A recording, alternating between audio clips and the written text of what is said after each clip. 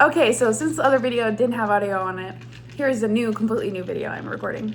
This is my friend, Mari. She's gonna help me recording. I don't have a third person, but here we are. But she's gonna be both of the individuals in the mediation. I am the mediator. But hi, good afternoon. Thank you both for being here today. My name is Abby, and I will be serving you as a mediator, okay? Please feel free to call me Abigail or Abby. Before we begin, I'd like to have each of you briefly introduce yourselves and share how you like to be addressed. Hi, I'm Nurse Corey. You can call me Corey. I'm Nurse Mari. You can call me Mari. Thank you. I also want to confirm that you're both here voluntary and that you feel comfortable participating in this process today. Yes.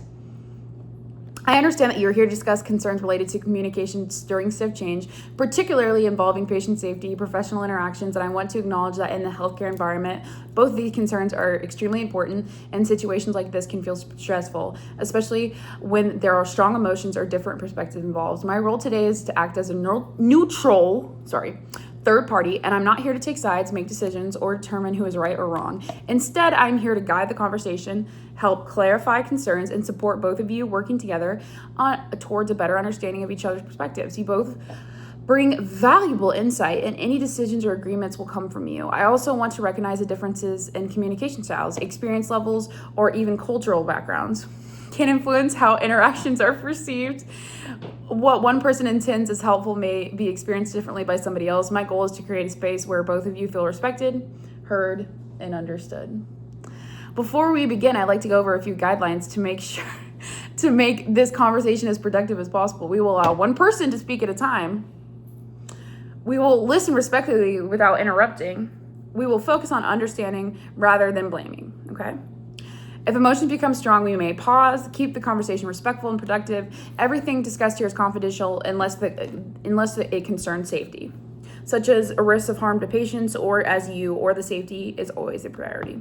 Let me explain the process. First, each of you will have the opportunity to share your perspective without interruption. Then we will identify key concerns and what is most important to each of you. From there, we will explore the possible ways to improve the situation moving forward. If needed, I may meet with you separately, which is called a caucus. My goal is to not necessarily force resolution, but to support a respectful, meaningful conversation. Do any of you have any questions? No. Are you comfortable proceeding? Yes. Who would like to start?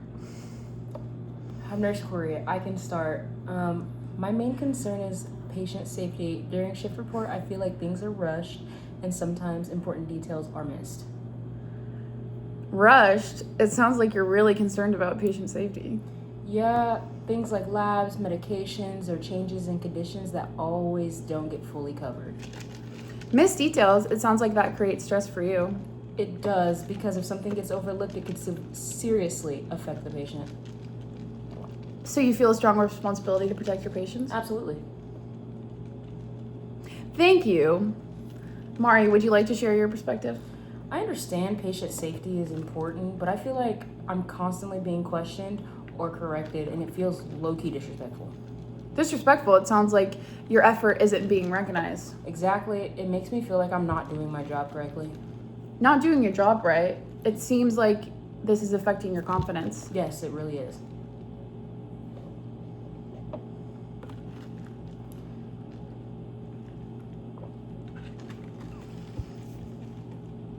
This is Nurse Corey speaking. I'm not trying to judge you. I'm asking questions because I need clarity. This is Nurse Corey. Nurse Mari. Sorry. But it comes across, it's the way it comes across. It does not feel supportive. Let's pause for a moment. I can see this is important to both of you, and I want to make sure we keep this a respectful space. What I'm hearing is that both of you care about patient safety deeply. Your focus is on safety and accuracy, Corey. And then Mari, your focus is on respect and communication. Is that correct? Yes. What concerns you the most if this doesn't improve? This is Nurse Corey. That is a patient that could literally be harmed. It sounds like patient safety is your top priority. This is Nurse Mari. What is most important to you in these interactions? Oh, that was supposed to be me. What is most important to you in these interactions? This is Nurse Mari. I want to feel respected and trusted. It sounds like being valued is really important to you. I also want to acknowledge that sometimes difference in communication styles, whenever it's from experience, personality, or cultural background, can affect how things are interpreted. What one person intends as helpful can feel critical to someone else. This is Nurse Mari. Yeah, I think that's what's happening here. This is Nurse Corey. I didn't realize it was coming across that way.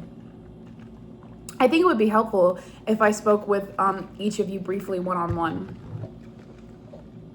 What would the ideal shift report look like for you, Corey? Clear, organized, and complete. What would help you feel more respected, Mari? A better tone and a more supportive communication.